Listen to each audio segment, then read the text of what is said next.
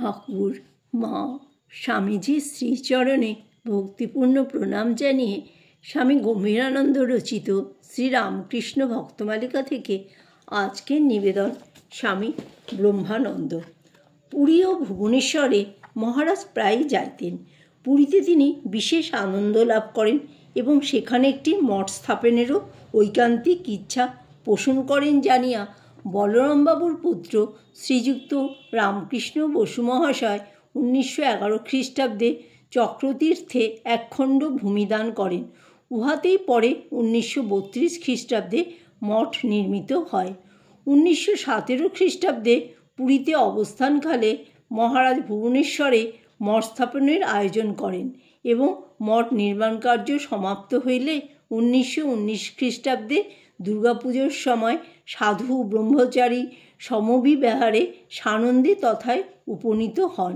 31 October ওই মঠের দ্বারোদ্ঘাটন হয়। ওই সময় ভুবনেশ্বরে দুর্ভিক্ষ উপস্থিত হওয়ায় সেখানে মিশনের সাহায্য কেন্দ্র খোলা হয় এবং স্থায়ী সুচিকিৎসার ব্যবস্থাকল্পে দাতব্য চিকিৎসালয়ও স্থাপিত হয়। ভুবনেশ্বরের আধ্যাত্মিক মহিমা সম্বন্ধে তিনি বলতেন, ভুবনেশ্বর শিবক্ষেত্র, গুপ্তকাশী বলে জানবে। এখানে একটু সাধন করলে অনেক ফল পাওয়া যায়। মঠের সাধু ব্রহ্মচারীরা দীর্ঘকাল জনহিতকর কার্যে ব্যাপৃত থাকায় অনেক ক্ষেত্রে পরিশ্রান্ত ও ভগ্নস্বাস্থ্য হইয়া পড়েন। তাহারা ভুবনেশ্বরের মুক্ত বায়ু সেবন করিয়া এবং অনুকূল স্থানে বাস করিয়া পূর্ব স্বাস্থ্য লাভ করেন। ইহাও মহারাজের ইচ্ছা ছিল। ফলত শারীরিক ও আধ্যাত্মিক উন্নতির সাধনক্ষেত্র রূপেই ভুবনেশ্বরে মঠ স্থাপিত হয়। মহারাজ বলিয়াছিলেন, ছেলেরা সব সাধন ভজন করবে, আমি দেখে আনন্দ করব। ভুবনেশ্বরে তিনি নিজে যেমন নিয়মিত ধ্যান জপাদিতে রত থাকিতেন, সাধু ব্রহ্মচারী দিগকেও ঠিক তেমনই পরিচালিত করিতেন।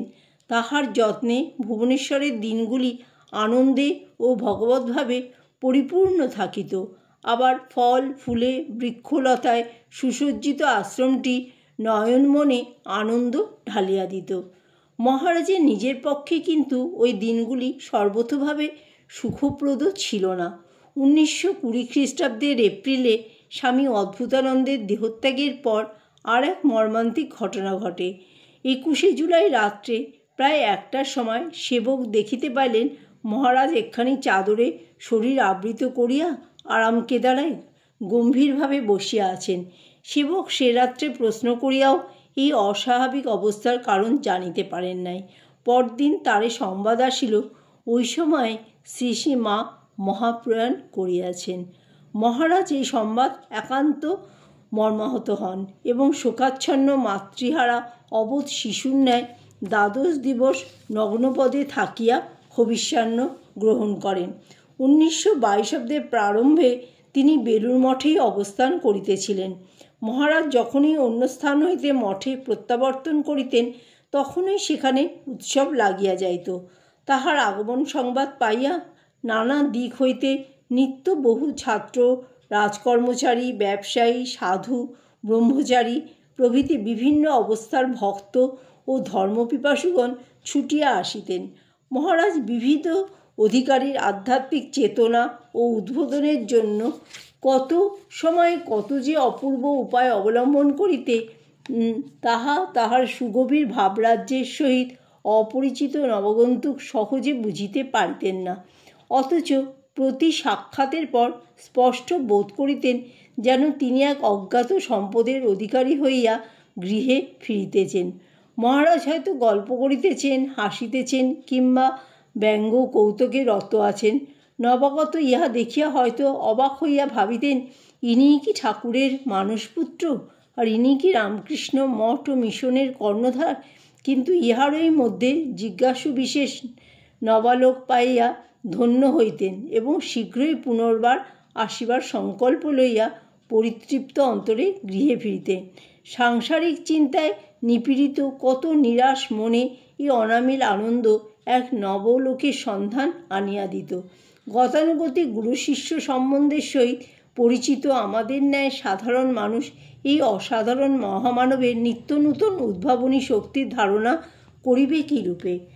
পূর্বোক্ত বিবরণ পড়িয়া যদি কেহ স্থির করিয়া ফেলেন যে মহারাজ সর্বদা বালক সুলভ রঙ্গরসাদিতে মগ্ন থাকিতেন, তবে নিতান্তই ভুল হইবে। তাহার ওই স্বাভাবিক সরলতার সহিত এমন একটি গাম্ভীর্য মিশ্রিত থাকিত যে তাহার সম্মুখে সর্বপ্রকার চপলতা এককালে নিস্তব্ধ হইয়া যাইত। দৃষ্টান্তস্বরূপ বলা যাইতে পারে যে তিনি যখন একাকী পদচারণ করিতেন, তখন তাহাকে দেখিলে তেজদীপ্ত নরসিংহের ন্যায় মনে হইত, এবং তাহার দৃশ্য মধুর প্রকৃতি জানিয়াও অকস্মাৎ কেউ সম্মুখে আসিতে পারিত না, কিংবা আসিয়া পড়িলেও বাহ্ নিষ্পত্তি না করিয়া নীরবে তাহার কৃপাকটাক্ষের অপেক্ষা করিত। অধিকারী দুর্লভ, সুতরাং সুগভীর ধর্মতত্ত্বের আলোচনা কাহার সহিত হইবে? কিন্তু মানুষ ভালোবাসার ভিখারি, তাই মহারাজের অধ্যাত্মভাব ওই প্রণালী অবলম্বনেই শিষ্যের অন্তরে সঞ্চারিত হইত। কিন্তু দৈবাৎ উচ্চতত্ত্বের আলোচনা আরম্ভ হইলে মহারাজের সাধনালব্ধ অনুভূতির দ্বার উদ্বেলিত এবং ভাব প্রকাশের অপূর্ব মাধুর্যে অনুস্যুত সেই আধ্যাত্মিক পীযূষধারায় দুইকুল ভাসিয়া যাইত। শ্রোতৃমণ্ডলীর চিত্ত তখনকার মতো সমস্ত বিস্তৃত হইয়া সেই অপূর্ব প্লাবনে নিঃসান্দ হইত। মঠের সাধু ব্রহ্মচারীর দেহমনের স্বাস্থ্যের প্রতিও তিনি তীক্ষ্ণ দৃষ্টি রাখিতেন। 1914 খ্রিস্টাব্দের নভেম্বর মাসে মঠে ফিরিয়া তিনি কার্য পরিচালনায় নিযুক্ত স্বামী প্রেমানন্দকে বলিলেন, ছেলেদের ধ্যান, তপস্যা, সাধন, ভজন কোথায়? আর এদের স্বাস্থ্যও তো ভালো দেখছি না। অতঃপর তিনি একদিকে যেমন স্বাস্থ্য উন্নতির ব্যবস্থা করিলেন, অপরদিকে তেমনি নিয়ম করিলেন যে রাত্রি 4টায় শয্যা ত্যাগান্তে সকলে অর্ধঘণ্টার মধ্যে তাহার নিকটে জপ ধ্যানে বসিবেন, এবং পরে সেখানে ভজন ও স্তব পাঠাদি হইবে। জপ ধ্যানান্তে আবার সমবেত সাধু ব্রহ্মচারীদের সহিত ধর্মপ্রসঙ্গও হইত। এদিকে মঠের কার্যের যাহাতে ক্ষতি না হয় তৎপ্রতিও তাহার দৃষ্টি থাকিত। একদিন কার্যের কথা ভুলিয়া সকলে উপদেশ শ্রবণে মগ্ন আছেন। এমন সময় প্রেমানন্দজিকে উঁকি মারিতে দেখিয়া মহারাজ জিজ্ঞাসা করিলেন, বাবুরামদা, কি খবর? তিনি যুক্ত করে বলিলেন, মহারাজ, ঠাকুর সেবা আছে যে। মহারাজ তৎক্ষণাৎ ত্রস্তভাবে সকলকে বিদায় দিলেন। কর্ম সম্বন্ধে কেহ বিরক্তি প্রকাশ করিলে তিনি বলিতেন, ভগবান লাভের জন্য, জগতের কল্যাণের জন্য তোমরা বাড়ি ঘর সব ছেড়ে দিয়ে ঠাকুরের কাছে মন প্রাণ সব সমর্পণ করেছ, তবু কর্মে বিরক্তি প্রকাশ করো। অথবা বলিতেন, কর্ম না করে জ্ঞানলাভ হয় না। যারা কর্ম ছেড়ে শুধু ধ্যান, জপ, সাধন, ভজন নিয়ে থাকে, তাদেরও ঝুপড়ি বাঁধতে আর ভিক্ষে করতেই সময় কেটে যায়। আরও বলিতেন, ঠাকুর স্বামীজির কর্মে কোনো বন্ধন আসে না, কিন্তু সঙ্গে সঙ্গে ইহাও স্মরণ করাইয়া দিতেন, কর্মই জীবনের উদ্দেশ্য নয়, জীবনের উদ্দেশ্য ঈশ্বর লাভ। 12 আনা মন ভগবানের দিকে রেখে 4 আনায় জগতের কাজ করলে ভেসে যায়। তাহার মতে সমাজসেবকদের জীবনেও ধর্মভাব থাকা একান্ত আবশ্যক। তাই তিনি বলিয়াছিলেন, অনেকে বলে দেশেরও দশের কাজ করবে। আমার মনে হয় এই ভাব ইংরেজি শিক্ষার বদহজম।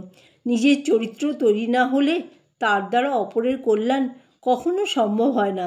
যারা তাকে ঠিক ঠিক আশ্রয় করেছে, তার কৃপা লাভ করেছে, তাদের কখনো বেচাল হয় না। তাদের কাজ, কর্ম, কথাবার্তা, চাল চলন দেশের মঙ্গলের কারণ হয়।